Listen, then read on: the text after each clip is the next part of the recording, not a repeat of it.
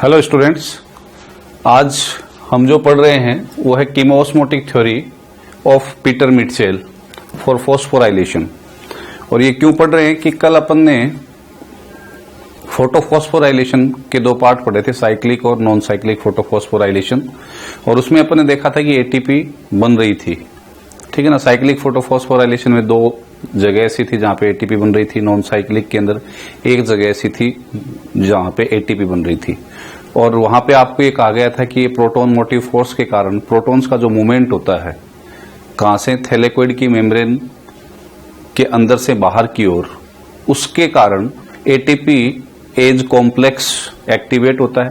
और ATP as active होकर के क्या कर रहा है, एडीपी और फॉस्फेट के बीच में बॉन्ड बनाता है जिससे एटीपी बनती है। तो वो प्रक्रिया जो एटीपी बनने की है उसको अपन थोड़ा सा इलोबरेट करके समझते हैं कि वो एटीपी कैसे बनती है, वो फॉस्फोराइलेशन कैसे होता है। तो इसके लिए जो थ्योरी दी थी वो कीमोस्मोटिक थ्योरी दी थी पीटर मिटचेल ने।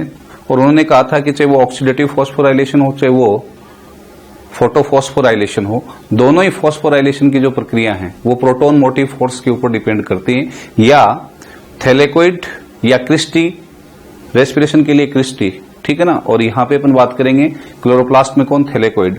थैलेकोइड की मेम्ब्रेन के दोनों ओर H+ आयनों की कंसंट्रेशन में डिफरेंस के कारण ऐसा हो रहा है, ठीक है। तो कैसे वो H+ आयनों का डिफरेंस पैदा होता है जिससे प्रोटॉन मोटिव फोर्स अंदर की ओर पैदा होगा, क्रिस्टी या किसमें, थैलेकोइड में। और उस प्रोटॉन मोटिव फोर्स के कारण प्रोटॉन्स अंदर से बाहर क्या करेंगे, मूवमेंट करेंगे, उसको अपन समझेंगे, ठीक है। तो देखिए पीटर मिटचेल की ये जो थ्योरी है उसमें अपन ये ले रहे हैं, आप इसको डायग्रामेटिकली मैं आपको क्लियर कर रहा हूं।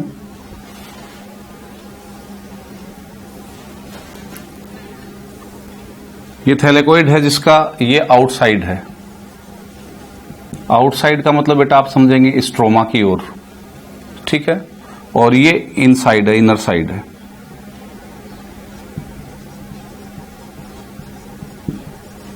इनर साइड का मतलब क्या है, जैसे मैं ये थैलेकोइड बना रहा हूं, ठीक है बेटा। तो ये इनर साइड लूमन जिसको अपन कह रहे हैं, और ये आउटसाइड यानी कि स्ट्रोमा फ्लूइड की ओर जो पार्ट है, ठीक है ना। तो ये आपको एक मेम्ब्रेनस स्ट्रक्चर दिखाई गई है। तो उसमें आप आउटसाइड और इनसाइड सबसे पहले तो ये समझें। अब देखिए ये जो मेम्ब्रेन है इसके ऊपर कौन उपस्थित है, साइटोक्रोम मेंबर्स। और वो साइटोक्रोम मेंबर्स जिनमें इलेक्ट्रॉन्स का ट्रांसपोर्टेशन हो रहा है, जिसमें अपने साइक्लिक और नॉन साइक्लिक फोटोफॉस्फोराइलेशन पढ़ा था, जिसके अंदर अपनी बात हुई थी कि कैसे इलेक्ट्रॉन एक जगह से दूसरी जगह पे जा रहा था और उसके मूवमेंट के समय एनर्जी निकल रही थी और क्या बन रही थी, एटीपी बन रही थी। अपन वहां पे यूं दिखा रहे थे। तो देखिए यहां पे ये जो मेम्ब्रेन है थैलेकोइड की, इस थैलेकोइड की मेम्ब्रेन के ऊपर कौन उपस्थित है, साइटोक्रोम मेंबर्स, ठीक है। ये P700 अगर आपको ध्यान में हो तो कौन सा था, फोटोसिस्टम फर्स्ट। और दूसरा जो है P680, ये कौन है, फोटोसिस्टम सेकंड, ठीक है। इससे कौन अटैच्ड है बेटा, OEC, ऑक्सीजन इवोल्विंग कॉम्प्लेक्स, यानी कि वो कॉम्प्लेक्स जो ऑक्सीजन को इवोल्व कर रहा है या रिलीज कर रहा है, ठीक है। और इसमें क्या होता है आपको याद होगा, वाटर मॉलिक्यूल टूटता है, क्या बनते हैं, प्रोटॉन्स, प्लस क्या बनती है, O2, जिसको अपन ने किस में रिलीज कर दिया था, एटमॉस्फेयर में। याद है आपको ये बात। प्लस क्या थे, इलेक्ट्रॉन। और ये इलेक्ट्रॉन किसको चले जा रहे थे, फोटोसिस्टम फर्स्ट सेकंड को, ठीक है ना। क्योंकि फोटोसिस्टम सेकंड के पास उसके इलेक्ट्रॉन्स की क्या नहीं हो रही थी, वापसी नहीं हो रही थी, तो वो उसके पास जा रहे थे। और फोटोसिस्टम सेकंड जब एक्साइटेड अवस्था में आता है तो फियोफाइटिन और प्लास्टोक्यूनोन को वो क्या कर रहा है, अपने इलेक्ट्रॉन दे रहा है। ये इलेक्ट्रॉन फियोफाइटिन के पास, ठीक है। और यहां से फिर वो इलेक्ट्रॉन आउटर नॉन अप्रेस्ड जो सरफेस है उसकी ओर उपस्थित किसको, प्लास्टोक्यूनोन को जा रहे हैं। प्लास्टोक्यूनोन चूंकि आउटसाइड के कांटेक्ट में है तो आउटसाइड से बेटा ये प्लास्टोक्विनोन जिसको इलेक्ट्रॉन मिल गए हैं वो रिडक्ट होने के लिए प्रोटॉन्स को लेता है। तो बाहर से अंदर क्या आ रहे हैं, प्रोटॉन आ रहे हैं, देखिए, और ये प्लास्टोक्विनोन रिडक्ट हो गया किसके अंदर, PQH2। ठीक है, लगातार रिडक्ट अवस्था में रह नहीं सकता, इसको इलेक्ट्रॉन्स को क्या करना पड़ेगा, नेक्स्ट जो मेंबर है उसको क्या करना पड़ेगा, ट्रांसफर करना पड़ेगा। और नेक्स्ट मेंबर जो है जिसको ये इलेक्ट्रॉन्स देगा वो कौन है, साइटोक्रोम F। तो ये इलेक्ट्रॉन गए तो कौन रिलीज हो गए यहां पे, जो प्रोटॉन्स थे। और प्रोटॉन्स कहां पे आ गए बेटा, थैलेकोइड के लूमन में अंदर की ओर। अब आप देखिए वाटर का जो हाइड्रोलिसिस हुआ या फोटोलिसिस हुआ उसके कारण प्रोटॉन पैदा हुए, और एक बाहर से स्ट्रोमा से ये प्रोटॉन्स आगे जो किसने ग्रहण किए, प्लास्टोक्विनोन ने। तो अंदर की ओर यानी कि थैलेकोइड जो है उसके अंदर की ओर उसकी लूमन में प्रोटॉन्स की कंसंट्रेशन क्या हो गई, बढ़ गई। ये प्रोटॉन्स की बढ़ी हुई जो कंसंट्रेशन है ये मेम्ब्रेन को पार करके नहीं जा सकती, अक्रॉस द थैलेकोइड मेम्ब्रेन ये बाहर नहीं जा सकती।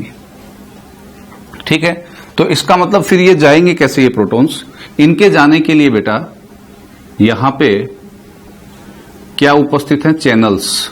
और उन चैनल्स को अपन क्या बोलते हैं, F0 F1 पार्टिकल, वो यहां उपस्थित हैं।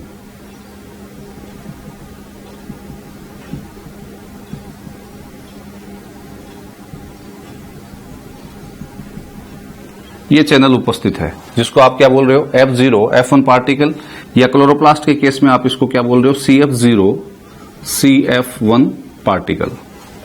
ठीक है, और ये जो CF1 पार्टिकल है यहां पे कौन पाया जाता है बेटा, ATP एज कॉम्प्लेक्स। और इस ATP एज कॉम्प्लेक्स का काम क्या है, द वर्क और the function of this ATP ase complex is to build the bond between the ADP and phosphate, ADP और फॉस्फेट के बीच में बॉन्ड बनाना। लेकिन ये एक्टिवेट कब होता है, जब इस चैनल के थ्रू क्या जाएंगे, व्हाट विल मूव, प्रोटॉन्स। और प्रोटॉन्स क्यों मूव करेंगे, क्योंकि अंदर की ओर प्रोटॉन्स की कंसंट्रेशन क्या हो गई है, ज्यादा। ठीक है ना, बाहर की ओर कम हो रही है, एक तो इस घटना के कारण, दूसरा किस घटना के कारण कम हो रही है, देखिए साइटोक्रोम F जो है इससे ये इलेक्ट्रॉन किसके पास जाएंगे, प्लास्टोसाइनिन। ठीक है, प्लास्टोसाइनिन से ये किसके पास जाएंगे, याद कीजिए PS फर्स्ट यानी कि P700, और P700 से ये किसके पास जाएंगे बेटा, फेरोडॉक्सिन। याद है, फेरोडॉक्सिन से किसके पास आए ये वापस, साइटोक्रोम B6, कौन, इलेक्ट्रॉन्स, ये इलेक्ट्रॉन्स का मूवमेंट हो रहा है। ठीक है, साइटोक्रोम B6 जो है उससे ये इलेक्ट्रॉन कहां पे आ जाएंगे, वापस कौन से सिस्टम के अंदर, जो जेड स्कीम है उसके अंदर इंटर कर जाएंगे। Is this clear. तो साइटोक्रोम B6 से इलेक्ट्रॉन जो है वो किसके पास आ जाएंगे, वापस, ये लीजिए ये मूवमेंट। अब ये जो फेरोडॉक्सिन है ये क्या करता है, देखिए बेटा PS सेकंड के इलेक्ट्रॉन आए हैं, तो याद होगा फेरोडॉक्सिन PS सेकंड के अपने वाले इलेक्ट्रॉन्स का मूवमेंट तो यूं करवा रहा है, ये तो किसका, PS फर्स्ट के इलेक्ट्रॉन्स का, अपने इलेक्ट्रॉन का तो ये, लेकिन ये जो इलेक्ट्रॉन गए हैं इनको ये क्या करेगा, यहां पे रिलीज करेगा।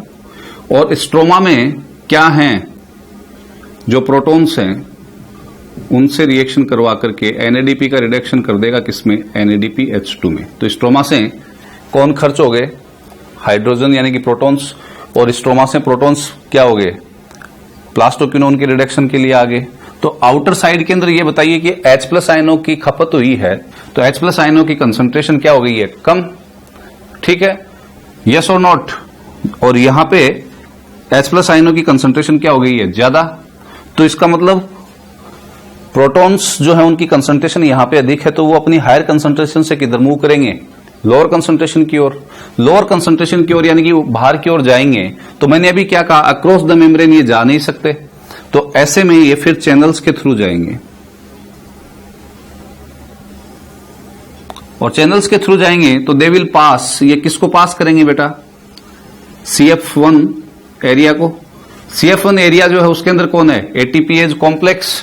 This ATP ase complex will activate which will facilitate, क्या फैसिलेट करेगा वो, एडीपी और फॉस्फेट के बीच में बॉन्ड, और क्या बनाएगा, ATP. This is the way of the formation of the ATP.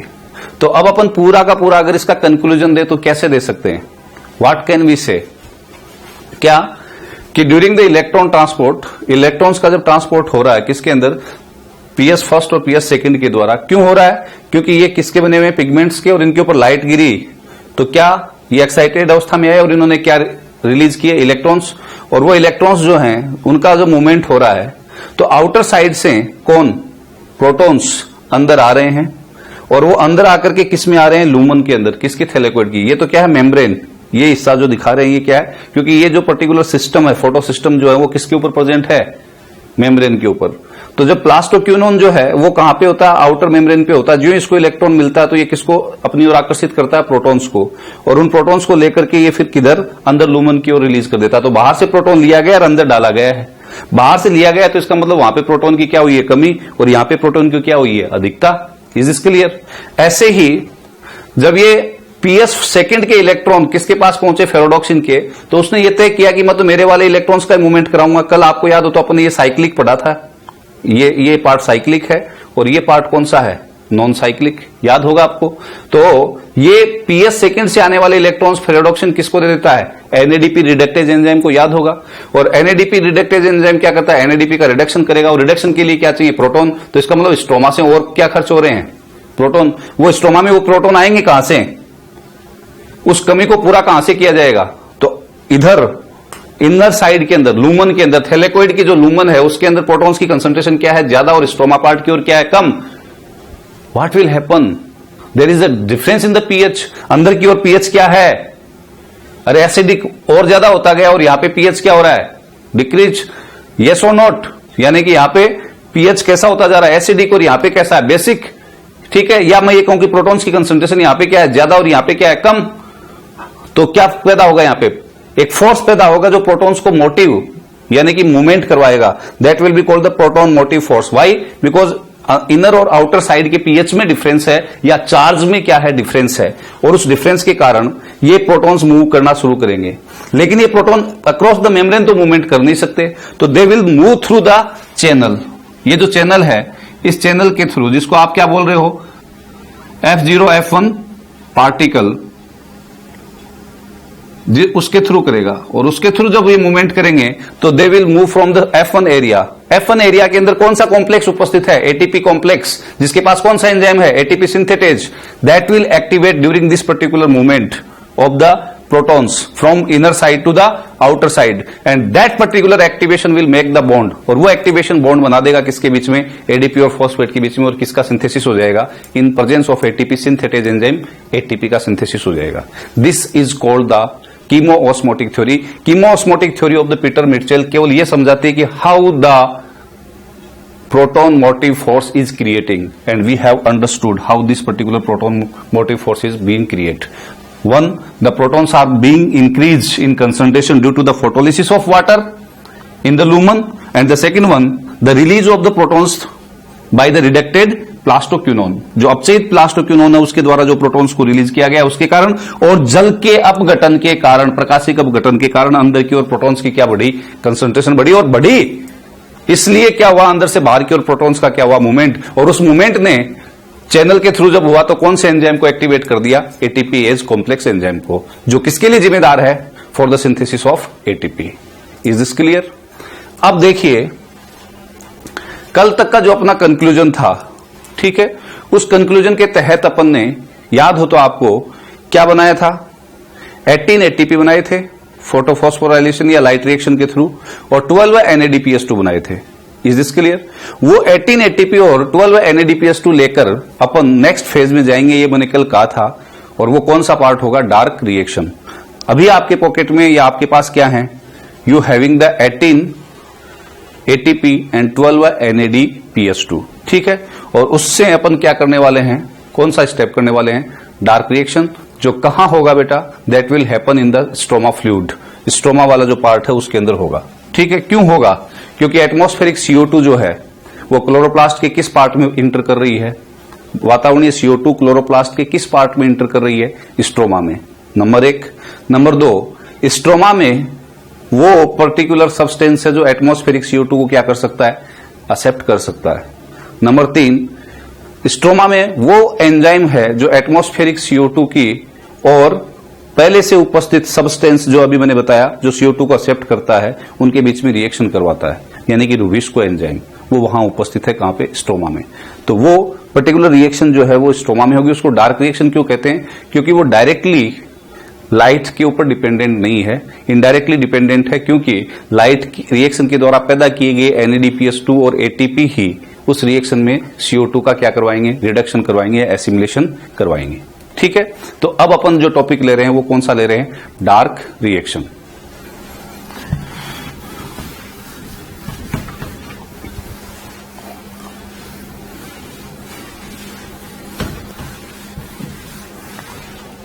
Dark reaction में इसको अपन ने डार्क रिएक्शन कहा क्यों और ये कहां हो रही है, ये बात अपन कर चुके हैं, क्योंकि इनडायरेक्टली लाइट के ऊपर डिपेंडेंट है। डार्क रिएक्शन जो है वो स्ट्रोमा फ्लूइड में हो रही है, स्ट्रोमा पार्ट जो है उसके अंदर हो रही है। ठीक है, अब देखिए डार्क रिएक्शन में होगा क्या, एसिमिलेशन यानी कि स्वांगीकरण या रिडक्शन ऑफ CO2। ठीक है, और CO2 के एसिमिलेशन होने के या रिडक्शन होने के या डार्क रिएक्शन के अलग अलग टाइप एंजियोस्पर्मिक प्लांट्स के अंदर देखे गए। तो ये जो डार्क रिएक्शन है इसको अपन अलग अलग टाइप्स में क्लासिफाई कर देते हैं। होगा सब में ग्लूकोज का सिंथेसिस, बट होने का जो सिंथेसिस होने का जो प्रोसीजर है वो मेजोरिटी ऑफ प्लांट्स में तो एक जैसा है, जिसको अपन C3 साइकिल के नाम से पढ़ते हैं। कुछ प्लांट्स के अंदर पहला स्टेबल प्रोडक्ट 3 कार्बन की जगह पे 4 कार्बन का बनता है, उनको अपन C4 प्लांट्स कहते हैं, और उनमें होने वाली साइकिल क्या कहलाती है, C4 साइकिल। और जो सकुलेंट्स हैं या जिनके स्टोमेटा रात को खुलते हैं, उन प्लांट्स के अंदर होने वाली डार्क रिएक्शन को क्या कहा जाता है, CAM cycle, crassulacean acid metabolism. ठीक है, तो one by one we will discuss about the all the types of the dark reaction. Among those first जो अपन ले रहे हैं वो ले रहे हैं C3 साइकिल। सबसे पहले जो अपन ले रहे हैं वो क्या ले रहे हैं बेटा, C3 साइकिल। ठीक है, C3 साइकिल जो है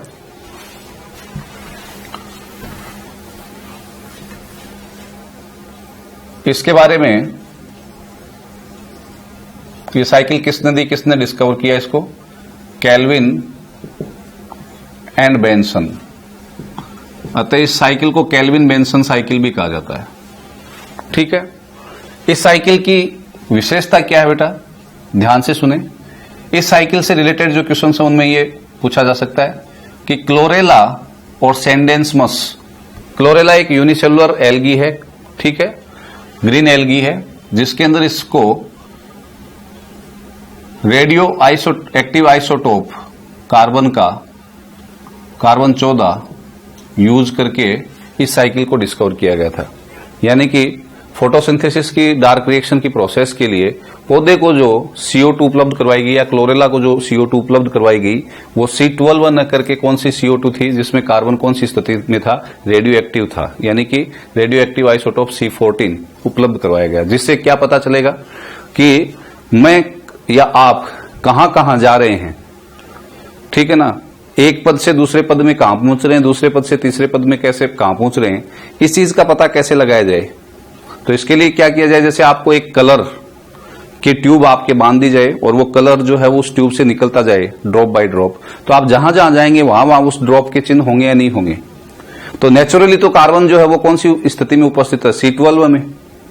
ये जो कार्बन डाइऑक्साइड दी गई वो C14 क्यों दी गई, कि ये कार्बन डाइऑक्साइड पौधे में प्रवेश करके कौन कौन से प्रोडक्ट बनाती जाएगी, उन प्रोडक्ट्स को अपन ट्रैक कर लेंगे तो अपने पास पूरी साइकिल आ जाएगी कि जो CO2 है पौधे में प्रवेश करके डार्क रिएक्शन के थ्रू पहला प्रोडक्ट ये बनाती है, दूसरा ये बनाती है, तीसरा ये बनाती है, चौथा ये बनाती है, पांचवा ये बनाती है। क्यों, क्योंकि बाकी के जो प्रोडक्ट होंगे प्लांट के अंदर उनके अंदर तो क्या होगा, नेचुरल कार्बन होगा। ठीक है ना, फोटोसिंथेसिस के अंदर किसका यूज हो रहा है, कार्बन डाइऑक्साइड का, और उस कार्बन डाइऑक्साइड में आपने कौन सा कार्बन दिया, कार्बन 14। तो इस कार्बन डाइऑक्साइड के जुड़ने से जो प्रोडक्ट बनेंगे प्लांट के अंदर उनमें कार्बन कौन सा होगा, रेडियो एक्टिव होगा। रेडियो एक्टिव आइसोटोप जो है उसको अपन क्या करेंगे, रेडियोग्राफी टेक्निक के द्वारा क्या कर लेंगे, ट्रेस कर लेंगे, तो अपने को पता चल जाएगा कि कौन सा प्रोडक्ट बन रहा है।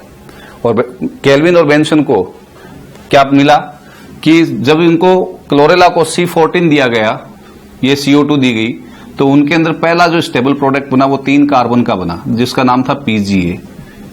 इन 3 कार्बन के इस प्रोडक्ट में 2 कार्बन तो नॉर्मल थे, लेकिन एक कार्बन जो था उसमें कार्बन कौन सा था, 14। क्यों? क्योंकि एक CO2 दिया गया तो एक कार्बन गया ना, 2 कार्बन के प्रोडक्ट के साथ वो जुड़ा और जुड़ करके उसने 3 कार्बन का प्रोडक्ट बनाया होगा। ठीक है, तो जो 3 कार्बन का प्रोडक्ट बना उसके अंदर कार्बन क्या था, 14, और वो पहला प्रोडक्ट जो बना वो क्या बना, PGA, और उसमें कितने कार्बन है, 3 कार्बन। इसलिए इसको पहला स्टेबल प्रोडक्ट माना गया डार्क रिएक्शन का, इसलिए साइकिल का क्या नाम रख दिया गया, 3 कार्बन, यानी कि C3 साइकिल। क्लियर है? अब हुआ कैसे ये प्रोसीजर, ये पूरा अपन पढ़ते हैं।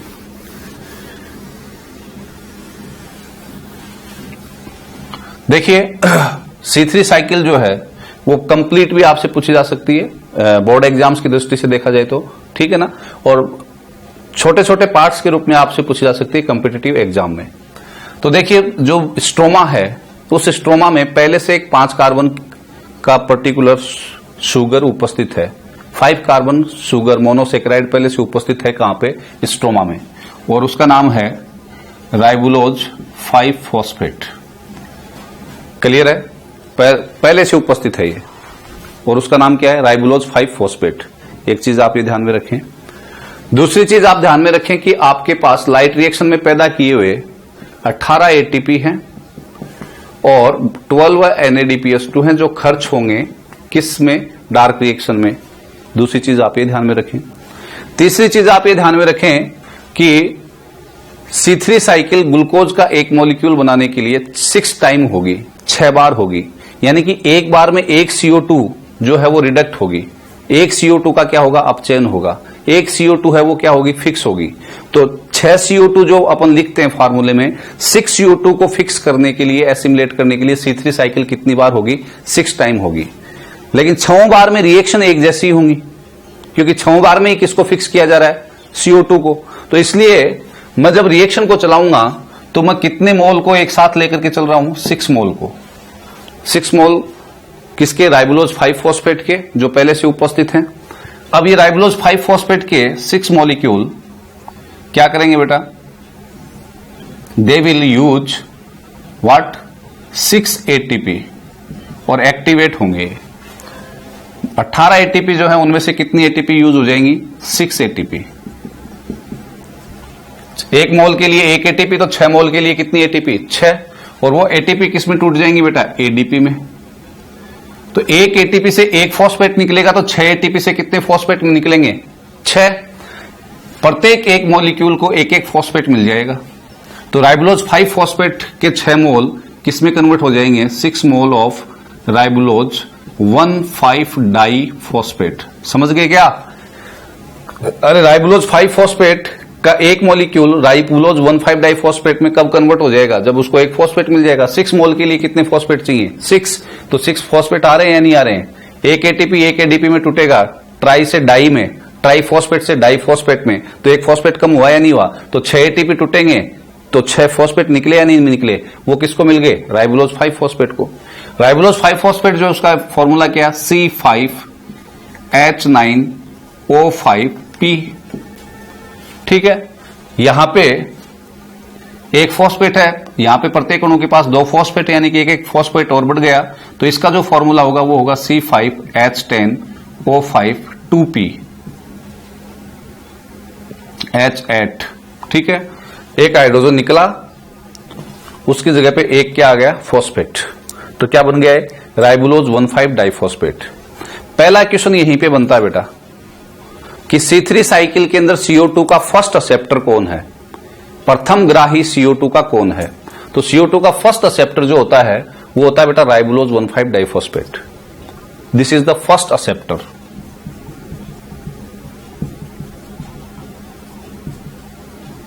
Of CO2। कैसे, देखिए पहला स्टेप अब होने वाला है, जिसको अपन बोलते हैं कार्बोक्सिलेशन। ठीक है ना, C3 साइकिल को अपन 3 स्टेप्स में डिवाइड करते हैं, carboxylation, reduction and regeneration.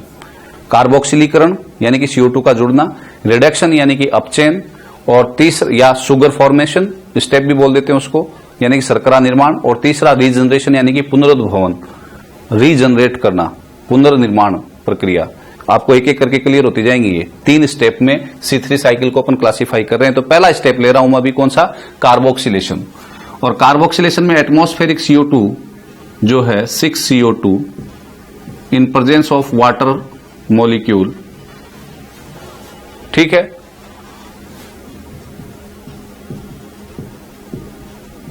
Rubisco enzyme की प्रेजेंस में ribulose, biphosphate, carboxylase and oxygenase, जिसके बारे में बताया था कि प्लांट किंगडम में पाए जाने वाला मैक्सिमम जो प्रोटीन है वो ये है। ठीक है, क्योंकि एंजाइम किसके बने होते हैं? प्रोटीन के। और रुबिस्को का पूरा नाम क्या है? Ribulose, biphosphate, carboxylase and oxygenase. Carboxylase यानी कि कार्बोक्सिलेशन भी करता है, और कार्बन डाइऑक्साइड की कंसंट्रेशन कम हुई अगर 150 पार्ट पर मिलियन, 150 पार्ट पर मिलियन से कम होना शुरू हो गई किसकी? CO2 की कंसंट्रेशन एटमॉस्फेयर में, तो ये ऑक्सीडेशन करना शुरू कर देगा किसका? राइबुलोज 1,5 डाइफॉस्फेट का, क्योंकि ये ड्यूल नेचर का है, द्वैत प्रकृति जिसको अपन बोलते हैं, फैक नेचर जिसको बोलते हैं, कि इधर भी अगर CO2 अच्छी मात्रा में उपलब्ध है तो ये CO2 को जोड़ेगा इसके साथ, और अगर O2 एक्सेस हो गई है और CO2 कम हो गई है तो ऐसी स्थिति में ये क्या करता है? ऑक्सीजनेज की तरह व्यवहार करना शुरू कर देता है। और जब ये ऑक्सीजनेज की तरह व्यवहार करता है तो यहां से ये प्रोसेस दूसरे रास्ते पे चल पड़ती है, जिसको बोलते हैं फोटो रेस्पिरेशन, जो अपन आगे डिस्कस करेंगे। अभी अपन इसकी कौन सी नेचर पढ़ रहे हैं? कार्बोक्सिलेशन। ठीक है, तो जिसमें कार्बोक्सिलेशन करेगा तो ये CO2 मॉलिक्यूल जुड़ेंगे किसके साथ? राइबुलोज 1,5 डाइफॉस्फेट के साथ, और अपने को एक अनस्टेबल 6 कार्बन प्रोडक्ट मिलेगा, अस्थाई अनस्टेबल 6 कार्बन प्रोडक्ट। 6 कार्बन क्यों बेटा? 5 कार्बन का ये है, और CO2 के अंदर भी एक कार्बन है या नहीं है? तो एक कार्बन जुड़ जाएगा तो 5 और 1 कितने कार्बन हो जाएंगे? 6 कार्बन का प्रोडक्ट बनेगा। और जो 6 कार्बन का प्रोडक्ट बनेगा उसका फॉर्मूला जो होगा वो क्या होगा? C6। ठीक है, H, देखिए यहां पे कितने हैं? 8 और 2 ये कितने हो गए? 10। C6H10। अब देखिए यहां पे O कितने? 5, 2 ये 7 और ये कितना बेटा? 8। तो O8 और 2P। ठीक है, ये प्रोडक्ट बनता है जिसको अनस्टेबल 6 कार्बन प्रोडक्ट। इसका नाम क्या है बेटा? पता हो आपको तो ये ध्यान में रखना, 2 कार्बोक्सी 3 कीटो राइबिटोल 1,5 बाइफॉस्फेट। ठीक है, 2 कार्बोक्सी 3 कीटो राइबिटोल 1,5 बाइफॉस्फेट। बाइफॉस्फेट क्यों? क्योंकि 2 फॉस्फेट हैं। कार्बोक्सी 2 दूसरे कार्बन के ऊपर कार्बोक्सिल ग्रुप होगा, तीसरे कार्बन के ऊपर कीटो ग्रुप होगा, इसलिए इसको अपन बोल रहे हैं 2 कार्बोक्सी 3 कीटो राइबिटोल 1,5 बाइफॉस्फेट। ठीक है, ये अनस्टेबल है, इसलिए ये 6 मोल किसके? C6H10 और 8 2P के, यानी कि 2 कार्बोक्सी 3 कीटो राइबिटोल 1,5 डाइफॉस्फेट के टूट जाएंगे बेटा, क्योंकि अनस्टेबल है। किसके अंदर? 12वां मॉलिक्यूल PGA में, और ये पहला स्टेबल प्रोडक्ट बनेगा जिसको अपन क्या बोलेंगे? Phosphoglyceric acid. 12 क्यों बेटा? क्योंकि ये कितने कार्बन का है? 3 कार्बन का। ये 6 कितने कार्बन के हैं? 6 मॉलिक्यूल कितने कार्बन के हैं? 6 कार्बन के। तो 6 गुणा 6 कितने कार्बन हो गए? 36। और ये 12 बन गए, तो 12 3 36। ठीक है, तो 12 मॉलिक्यूल PGA के बन गए, जिनका फॉर्मूला क्या होगा? देखिए आधा कर दीजिए इसमें से, C3H5O4P। दिस इज क्या बना? ये पहला स्टेबल प्रोडक्ट 3 कार्बन, जिसके लिए इसको C3 साइकिल कहते हैं, और वो क्या बनता है? Phosphoglyceric acid. ठीक है, अब अपन नेक्स्ट अगले 2 पद के अंदर चलेंगे। कौन सा? रिडक्शन और रीजनरेशन। ये कार्बोक्सिलेशन तो अपन ने करवा दिया। ठीक है, अब देखिए नेक्स्ट जो स्टेप है, अभी अपने पास क्या है? 12 मॉलिक्यूल किसके हैं? PGA के। Is this clear? ठीक है, अब ये 12 मॉलिक्यूल PGA के जो हैं, उनका अगले स्टेप में क्या होगा? नेक्स्ट स्टेप अपन स्टार्ट कर रहे हैं रिडक्शन और रीजनरेशन, ठीक है ना। तो अब देखिए ये 12 मॉलिक्यूल पीजीए के हैं। अभी आपके पास कितनी एटीपी बची हुई है? 12, क्योंकि 6 आप यूज कर चुके हो। अभी आपके पास जो प्रोडक्ट है वो कौन है? फॉस्फोग्लिसरिक एसिड, जिसका फॉर्मूला बेटा ये है COOH CHOH CH2OP। 3 कार्बन देखो, 1 2 3, हाइड्रोजन 5, 1 2 3 4 5, ऑक्सीजन 4, 1 2 3 4, एक फॉस्फेट। ये कौन है बेटा? This is phosphoglyceric acid. कितने मॉलिक्यूल है बेटा? 12 मॉलिक्यूल्स। अब देखिए आपके पास जो 12 एटीपी और बची हुई, 6 तो पहले खर्च कर ली थी, 12 अब आप खर्च करेंगे। और ये 12 एटीपी किस में टूट जाएंगी? 12 एडीपी में, काइनेज एंजाइम की प्रेजेंस में, ठीक है। तो कितने फॉस्फेट रिलीज हुए? 12। ये भी कितने मॉलिक्यूल हैं? 12। तो सबको एक एक क्या मिल जाएगा? बताइए, एक एक फॉस्फेट और मिल जाएगा। तो प्रोडक्ट क्या बन जाएगा? 3-फॉस्फोग्लिसरॉल्डिहाइड की जगह पे क्या बन जाएगा? 1,3-डाइफॉस्फोग्लिसरिक एसिड। 3-फॉस्फोग्लिसरिक एसिड की जगह पे क्या बन जाएगा? 1,3-डाइफॉस्फोग्लिसरिक एसिड। यानी कि यहां पे आप देख लें, पहले कार्बन के ऊपर भी कौन आ जाएगा? फॉस्फेट। हाइड्रोजन हट गया और उसकी जगह पे कौन आ गया? ये जो फॉस्फेट रिलीज हो रहा है यहां पे वो। तो फॉर्मूला क्या हो जाएगा बेटा अपना? C3H कितने कर दूं? 4O4, और फॉस्फेट कितने कर दूं? 1 की जगह पे 2, और क्या बन गया? 1,3-डाइफॉस्फोग्लिसरिक एसिड, ठीक है। अब ये जो 1,3-डाइफॉस्फोग्लिसरिक एसिड है, इसका रिडक्टेज एंजाइम की प्रेजेंस में, या मैं यूं कह दूं डिहाइड्रोजनेज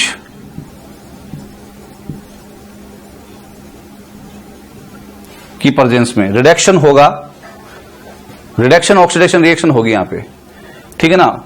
डिहाइड्रोजनेज जो है वो क्या करेगा? देखिए यहां पे NADPH2 कितने हैं बेटा आपके पास? अब ये तो बचे हैं 12 NADPH2 ही तो बचे हैं, एटीपी तो खर्च हो चुकी थी आपकी। 12 NADPH2 कन्वर्ट होंगे 12 NADP में, तो ये क्या निकाल रहे हैं? क्या दे रहे हैं? ये हाइड्रोजन। यस और नॉट? यस और नॉट? ये हाइड्रोजन दे रहे हैं, तो इनका क्या हो रहा है? ऑक्सीडेशन, और इसका क्या होगा? रिडक्शन, ठीक है। इसका ऑक्सीडेशन हो रहा है तो इसका क्या होगा? रिडक्शन। और रिडक्शन होगा तो आपको प्रोडक्ट के रूप में क्या मिलेगा? देखिए यहां पे फॉस्फोरिक एसिड के 12 मॉलिक्यूल निकलेंगे, और एज ए प्रोडक्ट आपको क्या मिलेगा? 3-फॉस्फोग्लिसरॉल्डिहाइड। फॉर्मूला स्ट्रक्चर उसकी होती है CHO CHOH CH2OP। यहां वाला फॉस्फेट गया, ठीक है ना, और वो गया तो उसकी जगह पे कौन आ गया? हाइड्रोजन। Is this clear? क्योंकि फॉस्फेट आ रहा था तो कौन जा रहा था? हाइड्रोजन। तो अब फॉस्फेट जा रहा है तो वापस कौन आ जाएगा? हाइड्रोजन। तो अपने पास जो प्रोडक्ट बनेगा वो क्या बनेगा? 3PGAL। पूरा नाम है 3-फॉस्फोग्लिसरॉल्डिहाइड। क्या फॉर्मूला है इसका? H5O3P। कितने मोल? 12 मॉलिक्यूल। किसके बन गए? 3-फॉस्फोग्लिसरॉल्डिहाइड के। किससे? 1,3-डाइफॉस्फोग्लिसरिक एसिड से। कौन से एंजाइम की प्रेजेंस में? डिहाइड्रोजनेज। उसने क्या किया बेटा? NADPH2 को ऑक्सीडाइज किया किसके अंदर? NADP में, ठीक है। यहां से हर मॉलिक्यूल से एक एक तो क्या निकला? फॉस्फेट। कितने मॉलिक्यूल थे? 12। तो 12 मॉलिक्यूल से 12 क्या निकल गए? फॉस्फेट। ये देखिए 12 फॉस्फेट। ये हाइड्रोजन 2 तो ये दिख रहे हैं, ठीक है ना। ये हाइड्रोजन जो है वो यहां से निकल रहे हैं, यहां पे वो हाइड्रोजन जो है इसका क्या कर रहे हैं? रिडक्शन। और ये किस में? देखिए यहां पे कितने हाइड्रोजन थे? 4। यहां पे कितने? 5। रिडक्शन का मतलब ऑक्सीजन का निकलना भी होता है। इसमें कितने ऑक्सीजन है? 4। इसमें कितने? 1। और प्रोडक्ट के रूप में क्या बन गया? 3PGL। और इस 3PGL के अपने पास कितने मॉलिक्यूल हैं? 12 मॉलिक्यूल्स, ठीक है। अब ये जो 12 मॉलिक्यूल्स 3PGL के अपने बने हैं, यहां तक अपनी 18 ATP और 12 NADPH2 जो लाइट रिएक्शन में बनाई थी वो खर्च हो गई है। और यहां तक के प्रोसीजर को अपन पहला स्टेप ले सकते हैं, कार्बोक्सिलेशन स्टेप, जिसमें हमें 12 मॉलिक्यूल किसके मिले हैं? PGL के। Is this clear? अब मैं चल रहा हूं नेक्स्ट स्टेप के ऊपर, जिसको मैंने क्या कहा? रिडक्शन या शुगर फॉर्मेशन स्टेप। और उसी के साथ बेटा मैं डिस्कस करूंगा कौन सा थर्ड स्टेप भी, जस्ट उसके बाद जो होगा रीजनरेशन। रीजनरेशन का मतलब क्या है, वापस राइबोलोज 1,5 डाइफॉस्फेट के 6 मॉलिक्यूल बनाना। क्यों? जिससे लगातार C3 साइकिल चलती रहे। ठीक है ना, मैंने क्या कहा था, ये पहले से उपलब्ध है कहां पे, स्ट्रोमा में, तो पहले से उपलब्ध होने के लिए वापस बना करके देने पड़ेंगे या नहीं देने पड़ेंगे। तो ऐसी स्थिति में रीजनरेशन का मतलब तो क्या होगा कि राइबोलोज 1,5 डाइफॉस्फेट को वापस बनाना, कितने मॉलिक्यूल, 6 मॉलिक्यूल 5 कार्बन वाले के वापस बनाना, प्लस शुगर फॉर्मेशन स्टेप का मतलब ग्लूकोज बनाना। ठीक है, अब आप ध्यान देना, देखिए एक टेक्निकली चीज मैं आपको बता रहा हूं, ये 12 मॉलिक्यूल हैं, कितने कार्बन का 3PGL, 1 2 3, तो 12 कार्बन, 12 मॉलिक्यूल में टोटल कितने कार्बन हो गए, 36। यस और नोट? मैं कह रहा हूं कि 6 मॉलिक्यूल में वापस बनाऊंगा किसके, राइबोलोज 1,5 डाइफॉस्फेट के। राइबोलोज 1,5 डाइफॉस्फेट कितने कार्बन वाली शुगर है, शुरू में बताया था 5 कार्बन वाली। कितने मॉलिक्यूल बनाने हैं वापस, 6, तो 6 पंजो 30, 36 में से 30 गए, कितने कार्बन बचे, 6। वो 6 कार्बन क्या है, 6 कार्बन का प्रोडक्ट क्या बन गया, ग्लूकोज। तो एक तो पद कौन सा हो जाएगा, ग्लूकोज सिंथेसिस का, और एक हो जाएगा कौन सा, रीजनरेशन का। किसके रीजनरेशन का, राइबोलोज 1,5 डाइफॉस्फेट का। किससे, 12 मॉलिक्यूल 3PGL से। ठीक है, और इक्वेशन मैंने आपको बैलेंस करके बता दी कि इसमें 36 कार्बन है, इसलिए 5 तो ये बन सकते हैं, 6 मॉलिक्यूल तो ये 5 कार्बन वाले बन सकते हैं, और 1 मॉलिक्यूल 6 कार्बन वाला बन सकता है। तो अब अपन उनको ले रहे हैं एक एक स्टेप। ठीक है ना, कौन सा, शुगर फॉर्मेशन और रीजनरेशन।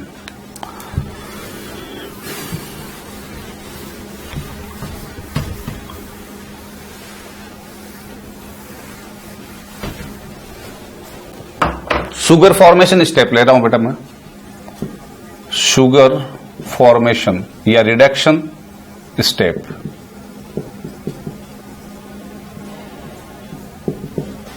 ठीक है, रिडक्शन स्टेप भी कह रहे हैं इसको।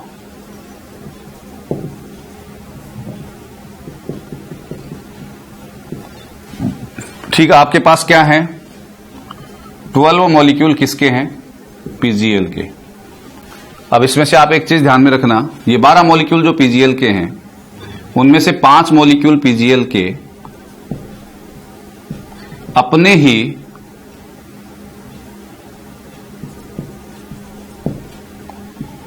Isomer DHAP, dihydroxyacetone phosphate में कन्वर्ट हो जाते हैं या मॉडिफाई हो जाते हैं। ठीक है ना, एक बार मैं बता देता हूं आपको। देखिए PGL का तो ये है, 3PGL का फॉर्मूला CHOH CH2OP, ये क्या है बेटा, PGL। और DHAP को आप देखोगे तो वो ऐसा है, CH2OH C double bond O CH2OP। ठीक है ना, इंपेरिकल फॉर्मूला दोनों का सेम है। देखो 3 कार्बन 1 2 3, इसमें भी 1 2 3, हाइड्रोजन 1 2 3 4 5 2 3 4 5, ऑक्सीजन 1 2 3 1 2 3। ठीक है, फॉस्फेट 1 फॉस्फेट 1। अंतर क्या है दोनों में, ये एल्डो प्रोडक्ट है और ये कीटो प्रोडक्ट है, दोनों एक दूसरे के क्या हैं, आइसोमर है। क्लियर है? तो 5 मॉलिक्यूल PGL के किस में कन्वर्ट हो जाते हैं, DHAP में। ठीक है, अब देखिए शुगर फॉर्मेशन स्टेप के अंदर एक मॉलिक्यूल किसका बेटा, 1 मॉलिक्यूल, इसमें से एक ले रहा हूं मैं, एक मॉलिक्यूल किसका, PGL का, और एक मॉलिक्यूल किसका बेटा, DHAP का। आपस में एल्डोलेज एंजाइम की प्रेजेंस में रिएक्शन करेंगे। कौन से एंजाइम की प्रेजेंस में, एल्डोलेज। ये भी कितने कार्बन का है, 3 कार्बन, और ये इसका आइसोमर है, ये भी कितने कार्बन का है, 3 कार्बन। ठीक है ना, यानी कि दोनों का फॉर्मूला देखें अपन तो क्या है, C3H5O3P, और इसका भी फॉर्मूला क्या है, C3H5O3P। एल्डोलेज एंजाइम जो है वो इन दोनों के बीच में रिएक्शन कर रहा है, दोनों को जोड़ रहा है।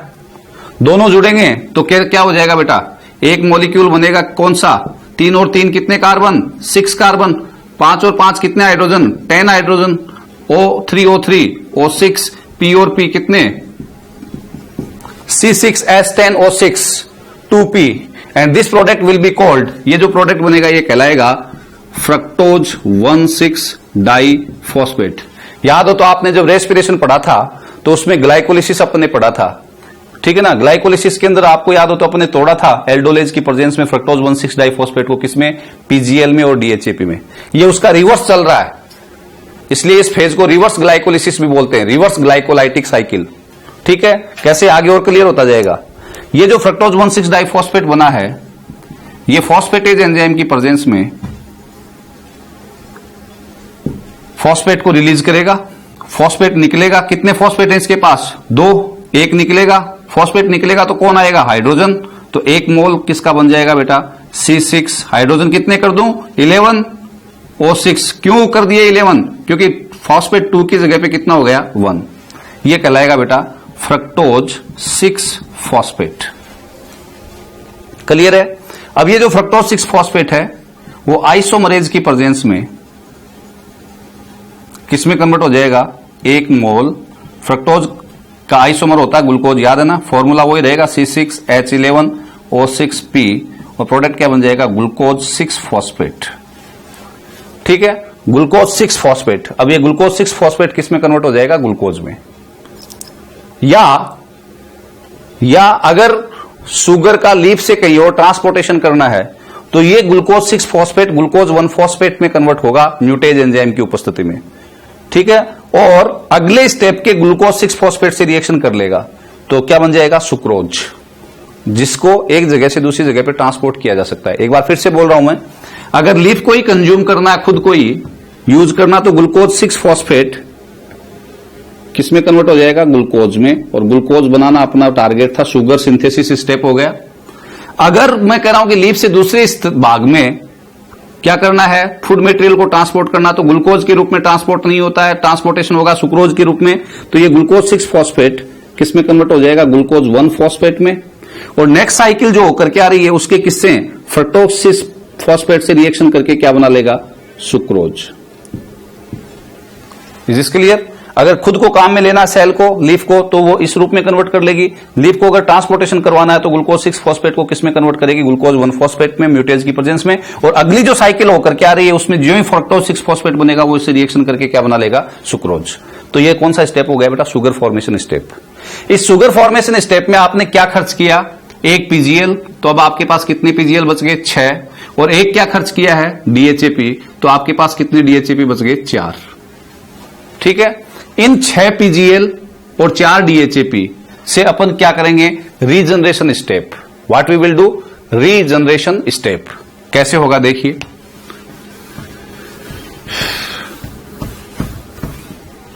सबसे पहले 2 मॉलिक्यूल, 6 मॉलिक्यूल हैं, उनमें से कितने, 2 मॉलिक्यूल पीजीएल के, रीजनरेशन स्टेप ले रहा हूं अब मैं, ठीक है ना। और 2 मॉलिक्यूल किसके, डीएचएपी के। क्लियर है।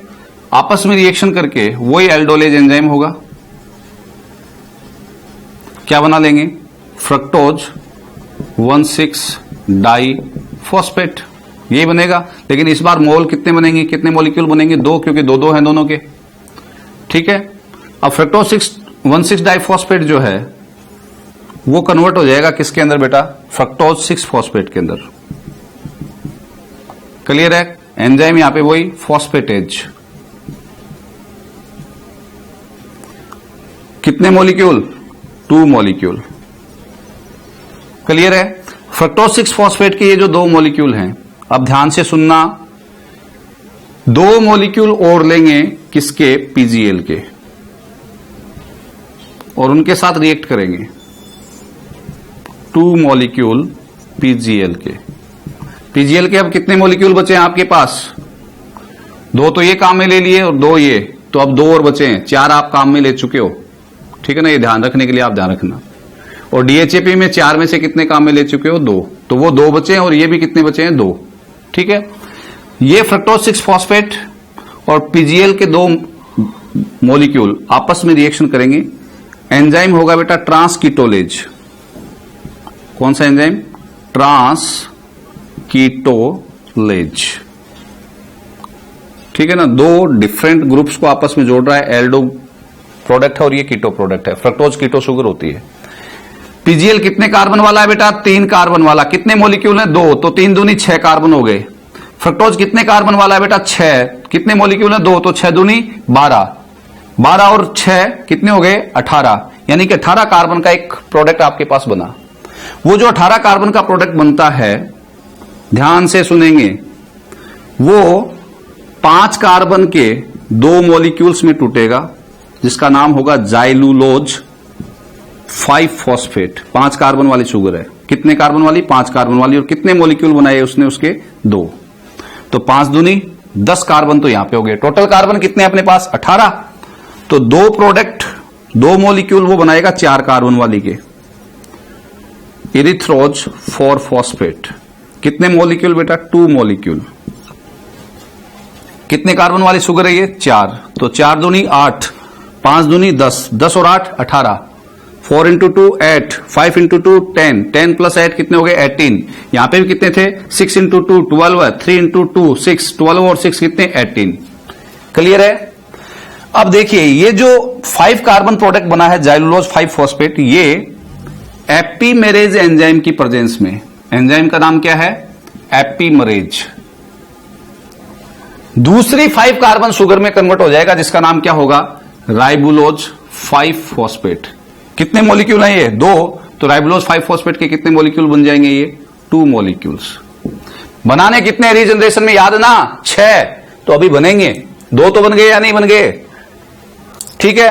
अब यहां पे बचा हुआ क्या रह गया? इरिथ्रोज 4 फॉस्फेट। इधर आपके पास 2 क्या बचे हुए? पीजीएल। 2 क्या बचे हुए? डीएचएपी। तो ये जो 2 डीएचएपी बचे हुए हैं, ये रिएक्ट करेंगे किसके साथ?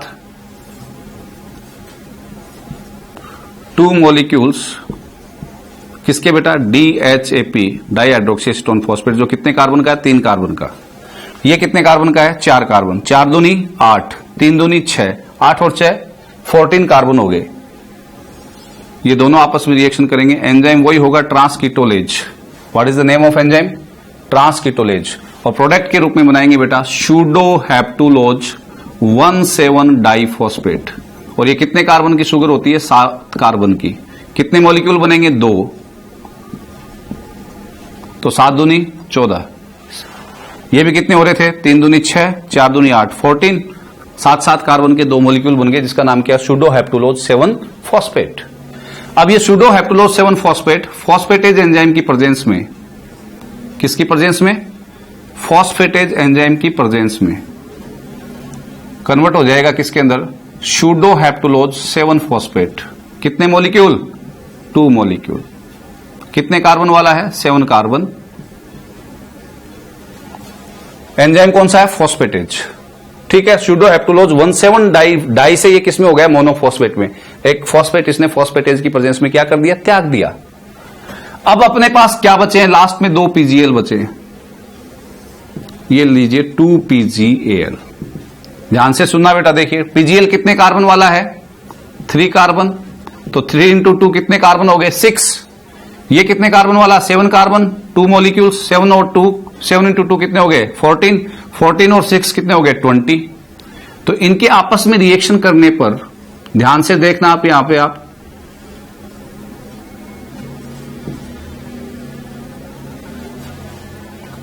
2 मॉलिक्यूल तो बनेंगे जाइलुलोज 5 फॉस्फेट के और 2 मॉलिक्यूल बनेंगे राइबोस 5 फॉस्फेट के। राइबोस भी 5 कार्बन वाली शुगर है और जाइलुलोज तो पहले बनाई थी आपने, वो भी 5 कार्बन वाली शुगर है। ये जाइलुलोज 5 फॉस्फेट कौन से एंजाइम? एपीमेरेज की प्रेजेंस में किसमें कन्वर्ट हो जाएगा? राइबोस 5 फॉस्फेट में।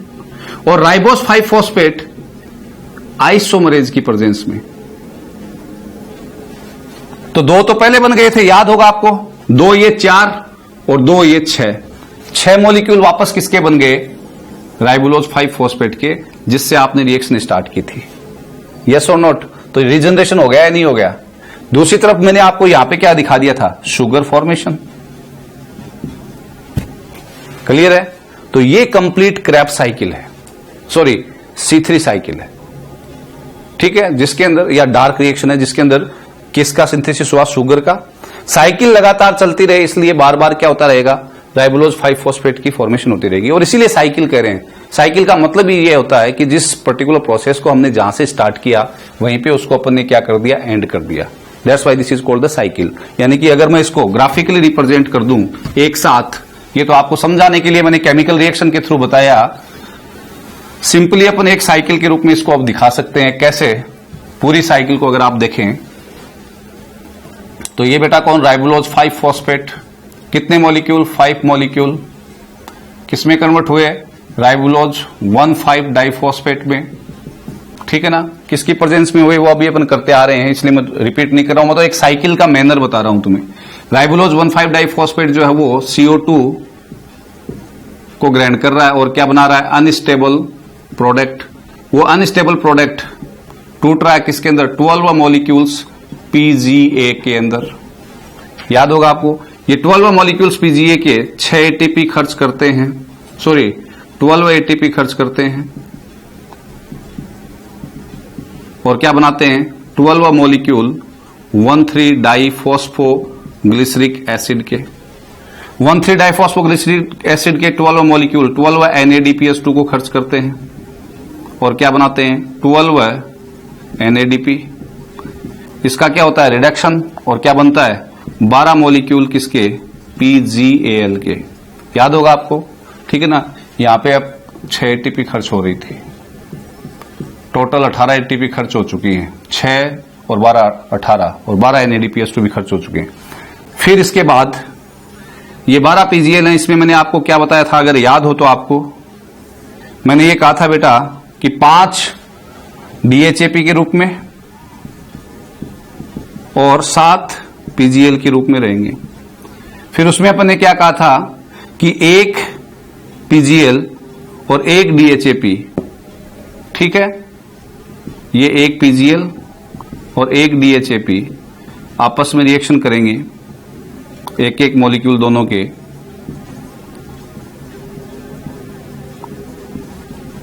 और क्या बना लेंगे, पूरी प्रोसेस बताई थी, शुगर। बच गए क्या, 6 PGL और 6 DHAP। तो फिर मैंने आपको कहा था 2 मॉलिक्यूल PGL के और 2 मॉलिक्यूल किसके, DHAP के।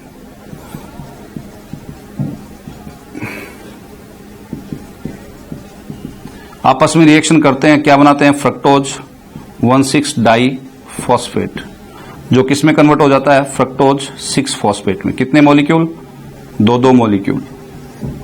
फ्रक्टोज 6 फॉस्फेट के 2 मॉलिक्यूल्स की रिएक्शन मैंने फिर किससे दिखाई थी, याद हो तो आपको, 2 मॉलिक्यूल PGL से, याद है आपको।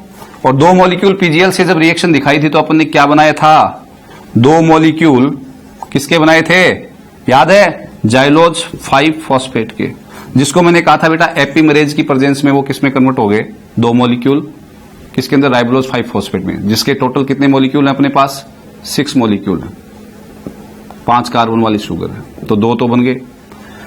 दूसरी ओर मैंने क्या बनना बताया था, याद हो तो आपको, 2 मॉलिक्यूल इरिथ्रोज 4 फॉस्फेट के, और इनके साथ मैंने कहा था कौन रिएक्ट करता है, 2 मॉलिक्यूल बचे हुए हैं किसके, DHAP के। DHAP टोटल कितनी थी, 5, 1 2 3 और 2 5।